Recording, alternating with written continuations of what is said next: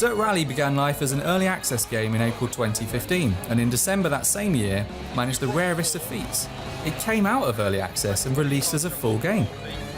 Now established as one of the best off-road races for absolutely ages, this game offers a nearly perfect balance of technical challenge and accessibility through its believable handling and twisty courses. It's made all the better by a strategy element that has you looking after your rapidly crumbling vehicle across multiple stages, and a spirited mod community who work tirelessly to make Dirt Rally better. Well, if better to you means more skins. 100 over crest, keep left to finish. Before Slightly Mad Studios made Project Cars, they managed to sneak a couple of uncharacteristically demanding racing sims under the Need for Speed banner. Shift 2 Unleashed is the more accomplished of that duo, and when it came out in 2011, it introduced loads of innovations we've now come to expect. Things like the way the camera looks towards each apex, clever use of depth of field to indicate braking and acceleration, and above all, harsh but fair handling that rewards patience and practice. And if you have a soft spot for Need for Speed's car customization stuff, it's present here as a happy side effect of Shift 2's unlikely alliance. Wow, you really showed them out there. That's P1, we're the winners. Remember Slightly Mad Studios from 10 seconds ago? Well, this is what they did next. Project Cars makes Shift 2's motors feel primitive by comparison and rolls out a convincing driving experience across a wide range of vehicles. Karts, open wheelers, vintage touring cars, and, just for you, a Ford Focus RS. Just in case that left anyone cold, they went and made it look absolutely gorgeous too. Launch bugs have since been squashed, and there's a Game of the Year edition that adds still more vehicles. Can there ever be enough? Looking good for some championship points. Trackmania 2 Canyon is a mega serious racing game about driving through loop-the-loops, up walls, and through the occasional eponymous canyon. More than that though, is about doing those things absolutely perfectly. Success doesn't just happen in this game, it's earned.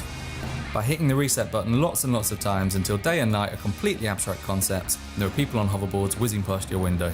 The wacky tracks convey a light-heartedness that isn't really accurate. Trackmania 2 is about perfecting an absolutely flawless run, then loading up a new level and starting all over again. Need for Speed used to be as synonymous with the festive period as roasted chestnuts, eggnog, and bitter arguments with close family members. And 2012's Most Wanted was a high tide mark for the series. Not 2005's Need for Speed Most Wanted, you understand. We're talking about the more recent game of the exact same name. You know, the one with all the cars. It's also got an open world full of satisfying bends and pretty vistas, a police force staffed by Keystone cops and Lamborghinis, and every fast car you've ever wanted, waiting to be defiled by the most obnoxious paint job you can think of. Remember that absolutely mental dream you had where Ubisoft released the driving game about a guy in a coma who solved crimes by swapping between people's minds and taking control of their cars? It was set in 70s San Francisco and you felt like Steve McQueen with every turn of the wheel, didn't you? Some of those chases, what a crazy night's sleep that was. Except hang on, remember that you never woke from that dream and actual years have passed now. This can't be real. Huh, weird. Okay. 2013. The year Miley Cyrus came in like a wrecking ball who'd forgotten all its clothes, and Formula One hadn't yet become a mirthless procession headed by the two silver arrows of Hamilton and Rosberg yet.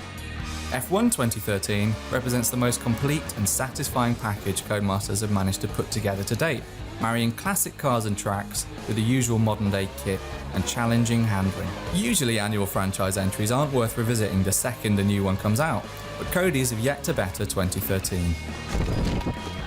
Assetto Corsa is another early access success story to join the ranks of Dirt Rally and Project Cars, and the end result is every bit as luxurious as either. You can practically feel the soft leather seats, such as the slavish attention to detail and rigorous level of simulation.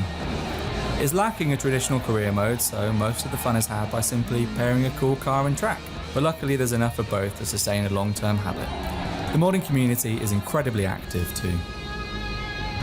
Simbin basically ruled the early 2000s with their stellar GCR and Race series, and the unfortunately titled Race Injection represents the crowning glory of all their experience.